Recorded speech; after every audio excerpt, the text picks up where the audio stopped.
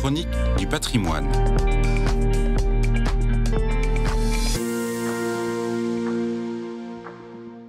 Bonjour.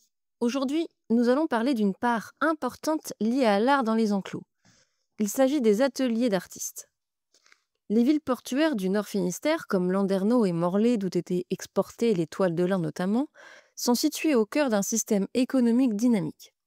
Bâties entre les riches paroisses rurales et la mer, espace de circulation des marchandises et des modèles artistiques, elles voient naturellement sculpteurs et orfèvres y installer leurs ateliers. L'abondance de personnages et de décors dans les enclos multiplie les supports d'expression du savoir-faire des artistes.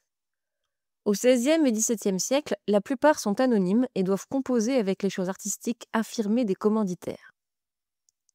Parmi les ateliers d'artistes renommés, on peut citer celui de Bastien et Henri Prigent à Landerneau ou celui du maître de Plougastel à Plougastel, qui acquiert une renommée dans la réalisation des calvaires. Un des rares artistes à avoir laissé son nom est Roland Doré. Son style est facilement reconnaissable par un drapé stylisé, des sillons de paupières bien marqués et des traits incisifs des cheveux et des barbes.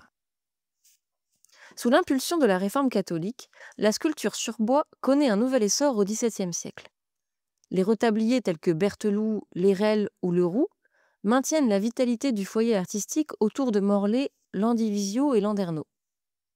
On peut également citer le maître de Plébin au sud de la zone des enclos paroissiaux.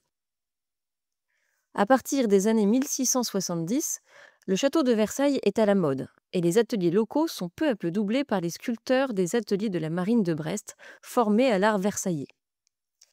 Ils travaillent occasionnellement dans les enclos, comme Antoine Chavagnac, maître sculpteur du roi, qui crée la célèbre mise au tombeau de Lempoil Guimillot en 1676. Tout en apportant une nouvelle vitalité, les ateliers de la marine du roi diffusent un style académique au détriment de la spontanéité qui faisait jusque-là la saveur artistique des enclos.